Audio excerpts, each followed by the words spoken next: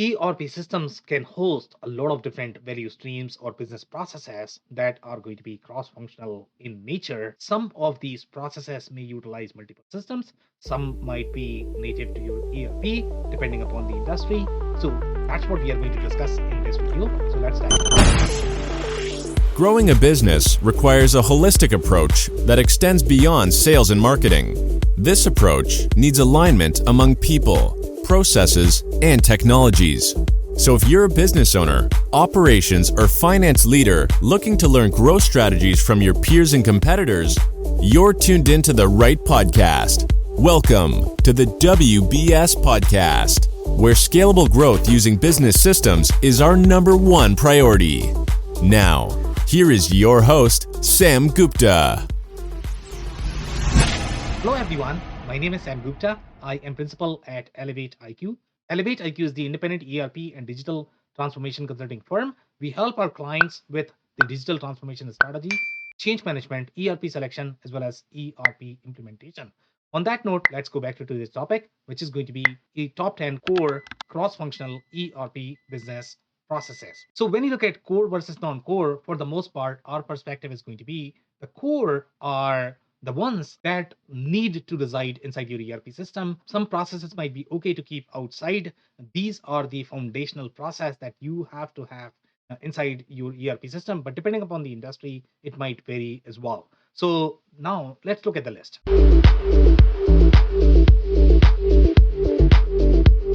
Number one on our list is order to cash.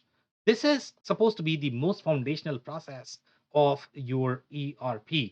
So the goal of order to cash process is going to be, regardless of the industry that you might be in, for the most part, some industries are going to accept the order. Some industries may not have the order, but they are going to have some sort of order-like workflow that you need to accept. So order to cash meaning you are going to accept the order, and after that, you are going to go through the whole fulfillment life cycle, and then finally you have to collect the cash. So your sales team is going to be involved, your operations fulfillment team is going to be involved. Sometimes it could be production as well that would be involved in this, depending upon how you are manufacturing the goods. And finally, you have the finance involved. Now, in some industries, when you look at this process, let's say if you look at universities or not for profit, and they might claim that, you know what, I don't really have an order, but they might have a project. Even for a project, sometimes you might have an order depending upon how that order is structured, whether you are going to require some sort of shipment that you are sending from your facility or not.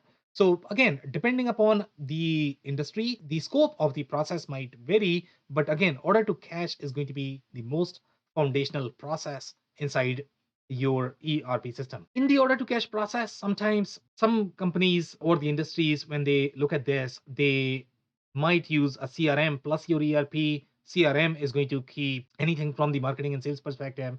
They might send the workflow to your ERP as soon as the order is going to be captured. And after that, ERP is going to take over on the process.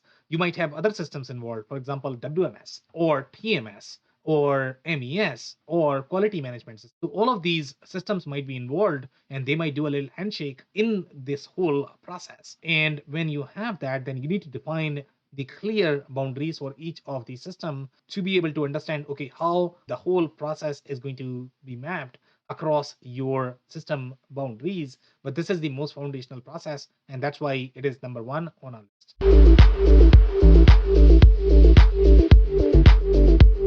The next process we have on our list is procure to pay, and procure to pay is the P2P process, which is also very foundational. For the most part, your procurement team is going to be involved in this. This is going to start as soon as you are going to capture some sort of purchase order, and that purchase order is going to have its own sort of life cycle that it's going to go through, whether you are receiving the inventory, whether you're cutting the purchase order, you are sending the payment to the vendor. All of those workflows are going to be part of this particular process. Now, each industry may have very different version of procure to pay depending upon how they procure the goods and materials or services. All of those could be equally relevant for this process.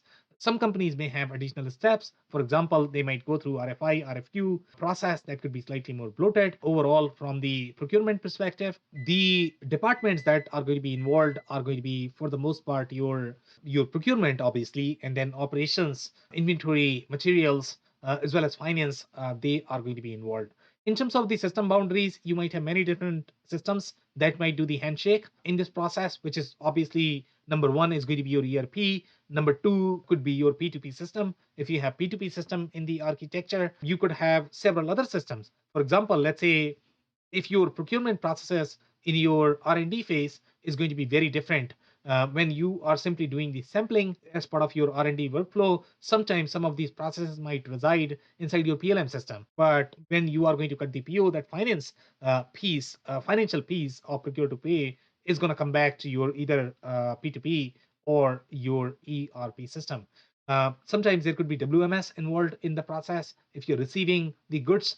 So all of these systems need to be analyzed and design the boundary to be able to make sure that you have the end-to-end perspective of the procure to pay process. But this is going to be the other foundational process for your ERP system, and that's why it is number 2 on our list.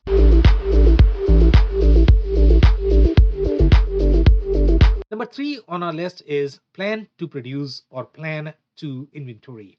And this is going to be relevant in industries where they plan to produce, meaning they do some sort of inventory planning, meaning this is going to be some sort of makes to stock verticals, whether you are talking about retail distribution or manufacturing. So you are basically planning to produce and planning to inventory, which means you are storing inside the inventory. Now, overall, when you look at this does not may have a little bit of overlap with your order to cash process, procure to pay process, but this is slightly different because this does not touch your customer centric workflows. Here, you are producing these goods to be able to store this inside your inventory. So later on, your sales team is going to sell, and then the order to cash process is going to be afterwards.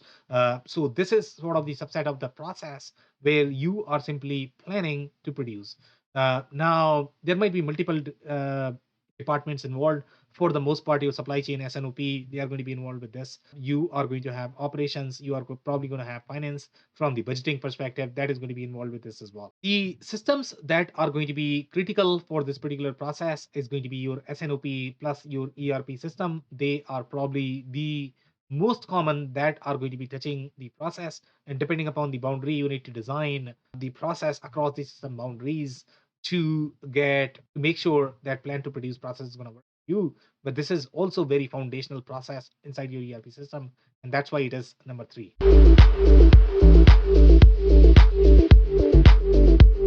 The record to report process, it's relevant for finance department, and this is going to be when you are going to recording a transaction and you are expecting some sort of a report. So for the most part, this is going to be relevant for your non-operational transactions, because the assumption with the other transactions is that those transactions are going to be recorded automatically as soon as you are going to process your transactions, such as your sales order, purchase order, etc.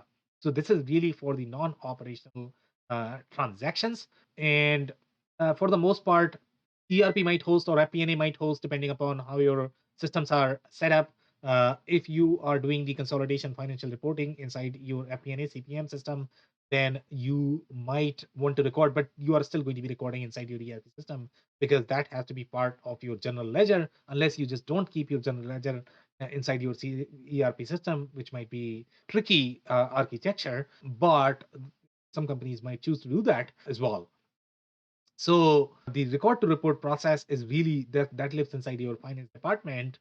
Other departments might not be involved with this, but for the most part, record to report is definitely a core process for your ERP, and that's why it ranks at number 4 on our list.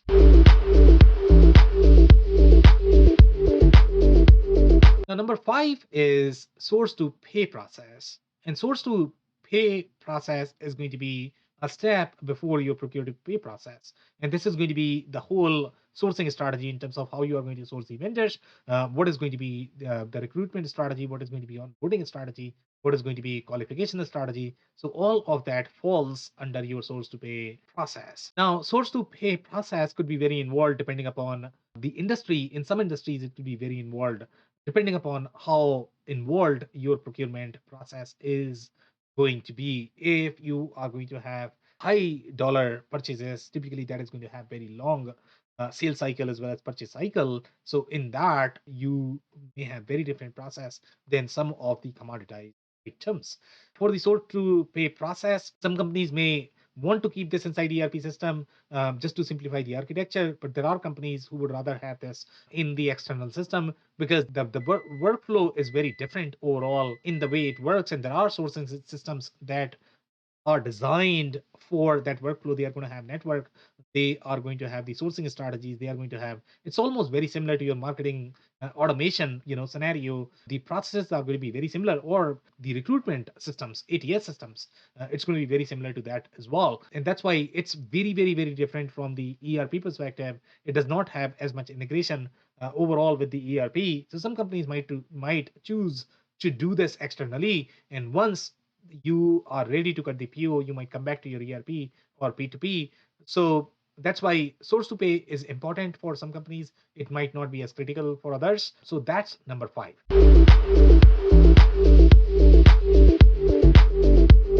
Number 6 on our list is idea to offering.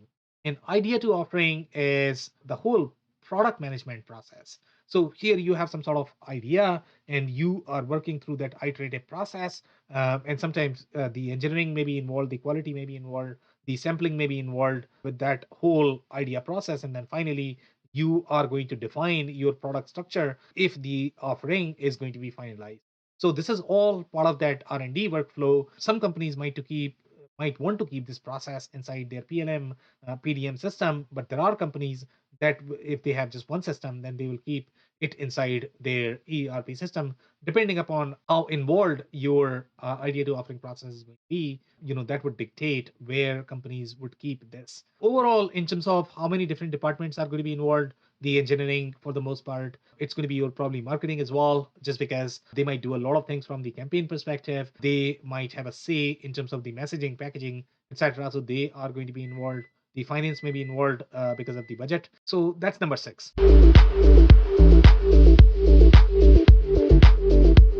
Number 7 on our list is the count to reconcile process. And this is going to be the whole cycle counting, physical counting process where you are keeping track of your inventory. Sometimes this process might reside inside your WMS system. And the only thing WMS is going to send is the final count, but the actual reconciliation is happening inside your WMS system. But the other companies they might want to keep this inside your ERP system, even if WMS system is used only for reading of the barcodes. They might send the actual reconciliation may happen inside the ERP system. So again, depending upon the architecture, some companies may want to keep inside ERP, some companies may want to keep inside WMS system, but this is definitely a critical process for your ERP system. So that's number 7.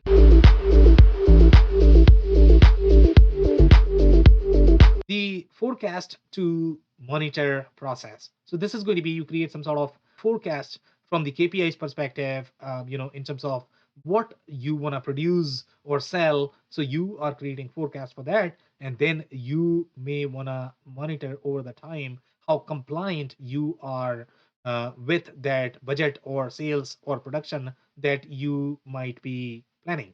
So overall, from the department perspective, this is going to be your finance, sales and operations that is going to be involved with this particular process, depending upon how many areas that you are forecasting.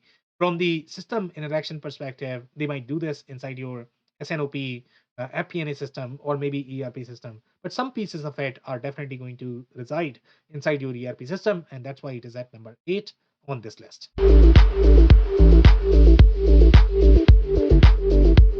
Number 9 is the inspect to comply process.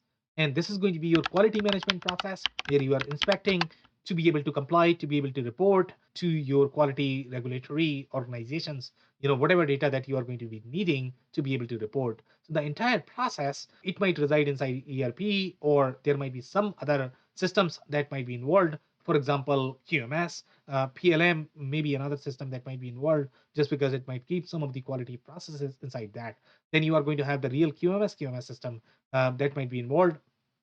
So again, depending upon the architecture, multiple systems may be involved.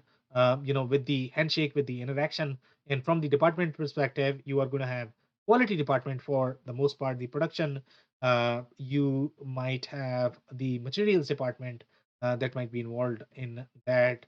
The finance may not have as much involvement in this particular process, depending upon how interwoven finance is in this particular process. If you're going to get any sort of penalties because of non-compliance, then obviously finance is going to be involved. So that's number 9.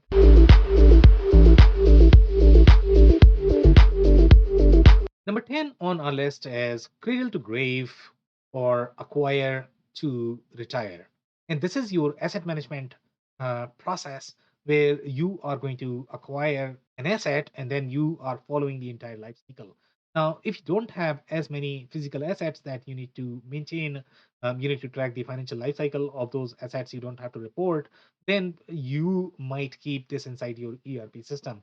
But let's say if you have a lot of assets and your processes are very involved in the asset maintenance management area, then you might keep some of these processes, let's say inside your MES system, or you might have a specialized EAM system, which might keep some of these processes as well, at least the portion of that. But for the most part, this is going to be one of the processes that is going to be kept inside your ERP system because of the financials involved. With the maintenance, you are going to have resourcing that it's going to touch the finance, and then you have the financial life cycle of the asset as well that need to be tracked inside ERP system. So the portion of it is definitely going to be kept inside your ERP system, and that's why it's a critical process for your ERP, and that's number 10. If you enjoyed this video, we are going to include the link of an article that is going to have much deeper analysis, so you might want to check that.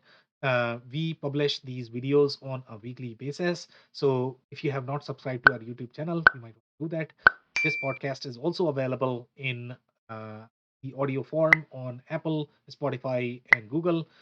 So you might want to check there and subscribe. If you have not checked our digital transformation report for 2023, we are going to include the links, so check that out. On that note, thanks for tuning in. I'll see you next. Thank you for listening to another episode of the WBS podcast.